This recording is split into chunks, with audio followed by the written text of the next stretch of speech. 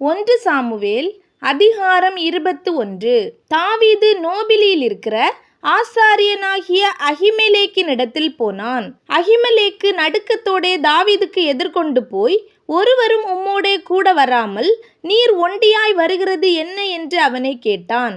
தாவீது ஆசாரியனாகிய அகிமெலேக்கை பார்த்து, ராஜா எனக்கு ஒரு காரியத்தை கட்டளையிட்டு, நான் உன்னை அனுப்பின காரியமும் உனக்கு கட்டளையிட்டதும் இன்னதென்று ஒருவரும் அறியாதிருக்க வேண்டும் என்று என்னோடே சொன்னார். இன்ன இடத்திற்கு வரவேண்டும் என்று சேவகருக்கு சொல்லியிருக்கிறேன். இப்போதும் உம்முடைய கையில் இருக்கிறது என்ன? 5 அப்பமாகிலும் என்னவாகிலும் இருக்கிறதை என் கையிலே கொடும் என்றான். ஆசாரியன் தாவீதுக்கு பிரதியுத்தரமாக, பரிசுத்த அப்பம் இருக்கிறதே ஒழிய சாதாரண அப்பம் என் கையில் இல்லை. வாலிபர் ஸ்திரீகளோடே மாத்திரம் சேராதிருந்தால் கொடுப்பேன் என்றான்.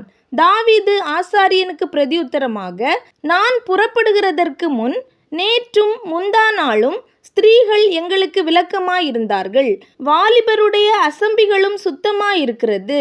இன்றைய தினம் வேறே அப்பம் பாத்திரத்தில் பிரதிஷ்டை பண்ணப்பட்டதினால் இது சாதாரணமாயிற்றே என்றான்.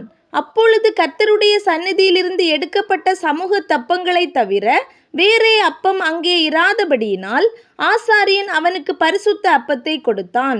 அவைகள் எடுக்கப்படுகிற நாளிலே அதற்கு பதிலாக சூடான அப்பம் வைக்கப்படும். சவுலுடைய வேலைக்காரரில் ஏதோமியனாகிய தோவேக்கு என்னும் பேருள்ள ஒருவன் அன்றைய தினம் அங்கே கர்த்தருடைய சந்நிதியில் தடைபட்டிருந்தான்.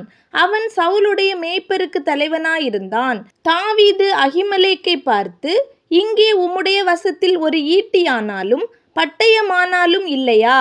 ராஜாவின் காரியம் அவசரமானபடியினால் என் பட்டயத்தையாகிலும் என் ஆயுதங்களையாகிலும் நான் எடுத்துக்கொண்டு வரவில்லை என்றான்.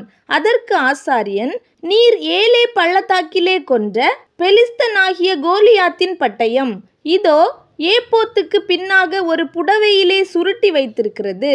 அதை நீர் எடுக்க மனதானால் எடுத்து கொண்டு போம்.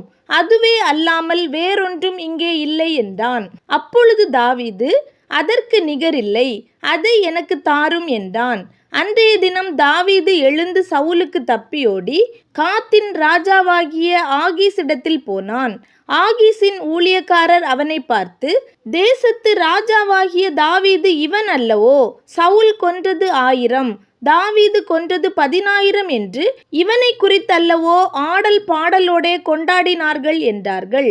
இந்த வார்த்தைகளை தாவீது தன் மனதிலே வைத்துக்கொண்டு காத்தின் ராஜாவாகிய ஆகீசுக்கு மிகவும் பயப்பட்டு அவர்கள் கண்களுக்கு முன்பாக தன் முகநாடியை வேறுபடுத்தி அவர்களிடத்தில் பித்தங்கொண்டவன் போல காண்பித்து வாசற் கதவுகளிலே கீறிக் கொண்டிருந்து தன் வாயிலிருந்து நுரையை தன் தாடியிலே விழப்பண்ணி கொண்டிருந்தான்.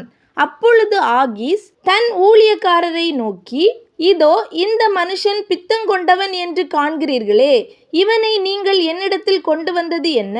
எனக்கு முன்பாக பைத்திய சேஷ்டை செய்ய நீங்கள் இவனை கொண்டு வருகிறதற்கு பைத்தியக்காரர் எனக்கு குறைவாயிருக்கிறார்களோ? இவன் என் வீட்டிலே வரலாமா என்றான்.